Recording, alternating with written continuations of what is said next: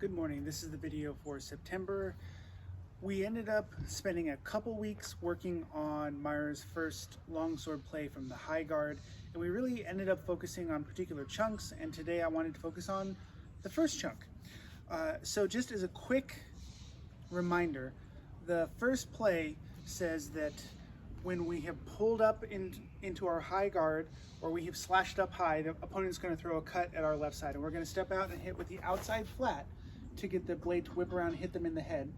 Then we're going to do a rising cut to their forearm from the other side. Then we're going to do a back edge cut coming down towards their left ear, and then to their right ear, and then lead with a thwart. That's the whole thing. And we practice this on the Pell quite a bit as a flow drill, so we can pull up, outside flat, rising cut, back edge, lead with the thwart. And as I always say in the club, Meyer does not expect an entire fight sequence to go this way. He's embedding a bunch of lessons in each play. And so we really focused on that first outside flat cut, the Prellhau, against the incoming cut, and we looked at variations of it and using it both reactively and proactively. So at the very basic level, when we pull up and the opponent cuts, we strike to the outside flat, looking to deflect their cut and using the flex of the sword, get it to whip around and hit them in the head.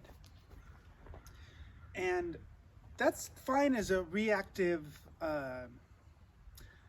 response against an attack. But I don't really like to be a defensive fighter when I don't know what's going on. I prefer to direct the action. And so we talked about using this first slashing up or first chambering motion as a provoking action. As Meyer says, all offensive actions are a provoker, a taker, or a hitter. Meaning they provoke an action from the opponent, they protect us from the opponent's cut, or we hit them with it. And so we just talked about one of the easiest ways to do this is to make the mistake of stepping into range with a chambering motion. One of the things we do in the club quite a bit is if someone does step into range while they're chambering, they are essentially removing their sword and presenting a target that we can snipe as they come in. Or if they're already in range and they start a chambering motion, we chase that in and we hit them. So what we can do is we can, knowing that this is a likely response from our opponent, is we can, on purpose, chamber into range or come into range and chamber to provoke the action that we want. And so we started practicing just coming in, picking up the sword, and then stepping out to hit with that outside flat. And this is something you can practice on the Pell, where we're already in range, we pick up and we step out with the flat, or from here we step into range with that chambering motion, creating the vulnerability that we want our opponent to attack, so we can take advantage of that.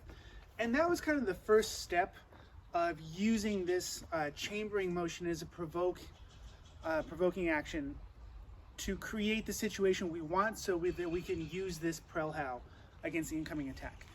But that's a little clunky and robotic. Not too often do people just go, ha-ha. So we talked about how's this going to look in sparring. And one of the things we talked about is that you will often see people in a point forward guard doing a little bit of fencing, and when they decide to cut, they'll have a more subtle kind of chambering motion. So one of the things that we practiced was just kind of being out here and fencing, and what would it look like to just kind of make the mistake of retracting the point too much on purpose, right? This is still provoking action, but what would it look like from an extended guard if we're fencing around, maybe doing some disengaging actions, if we just made the mistake of chambering a little bit to attack? And so what we found is that we could come into the range where we're fencing, and then picking up, even with the quillions a little bit in front, will still allow a decent Prellhau motion, which will deflect an incoming Oberhau and hit them to the outside. So again, on the Pell, we can just be out here fencing a little bit, bringing the point in and out, shifting our weight, doing all the things that make this feel like a very alive, organic interaction with our opponent, but knowing we're still trying to pull out a particular response by providing them with an opening or a kind of weakness in our structure that they should feel like they can take advantage of. And so we were just out here, and again, rather than pulling back with the hands low, kind of shoulder or below, I was finding that if I pulled my hands back slightly above the shoulder line, even this much, so my sword's still fairly in front, but that gives me enough to land a good outside flat cut. And so that is, I think, a little bit more of a realistic motion in a fight, because again, this 1, 2, 3 is a great place to start to learn the motion and even provoking, but I don't think it looks super realistic, and I think if you're fighting an experienced opponent, they're going to recognize it for the trap that it is, or just wonder what the hell you're doing.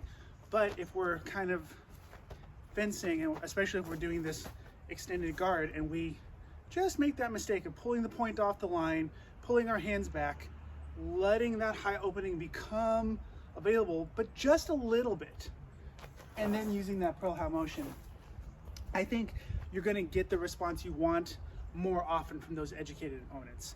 So that was just how we talked about using that very first defensive reaction, that Pearl How, in a more realistic sense, because often the exchange is going to devolve after that into something a little bit less planned. And again, Meyer's not expecting that whole first sequence to be how the fight plays out. He's giving you multiple lessons.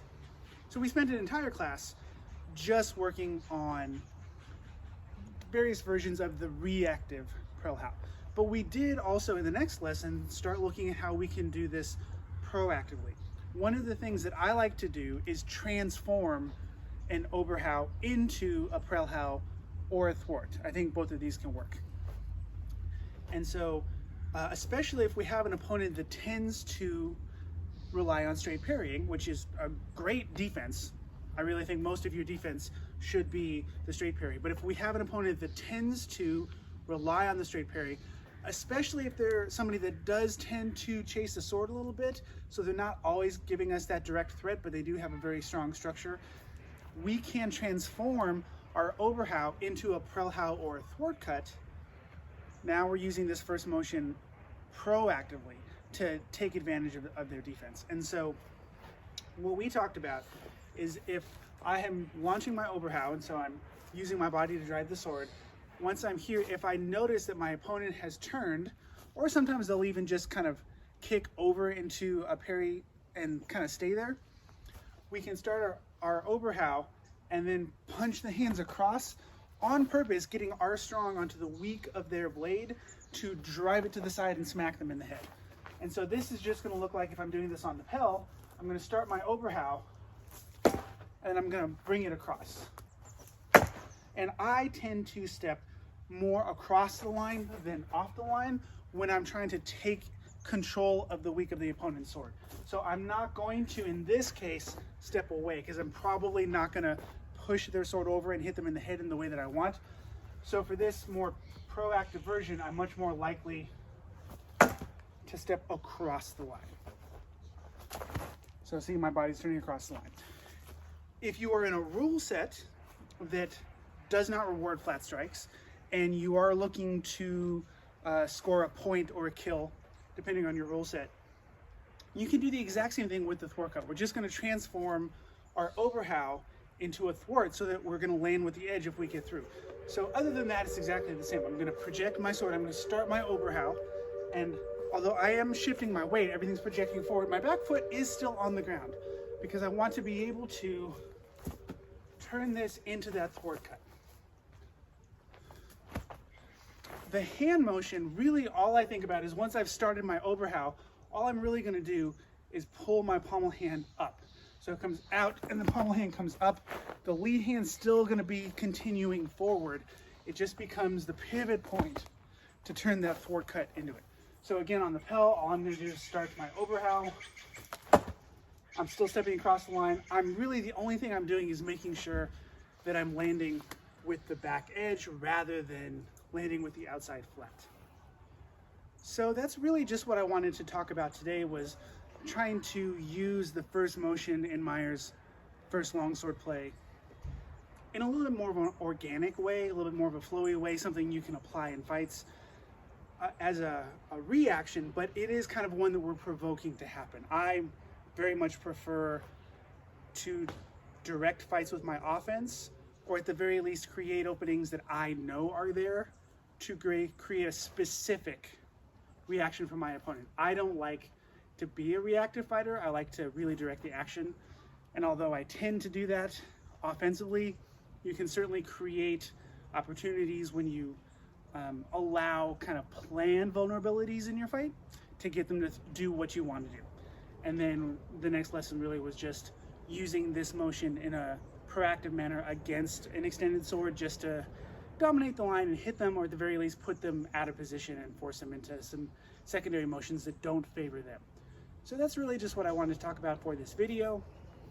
So again, just at the camera, remember we can either chamber in range or step in chamber and then come in with the outside flat, and you could do that with the thwart cut as well. Or we played with having this more extended guard, shifting the weight, feeling a little bit more organic, a little bit more realistic, letting the point come off the line, letting the hands come back a little bit, but in a way that we know, so we can do the prellhow, or again the thwart. And then we talked about throwing an overhow that transformed into the prellhow or the thwart cut. So play with that stuff. Let me know what you think. Let me know if you have questions, and I will see everybody next time.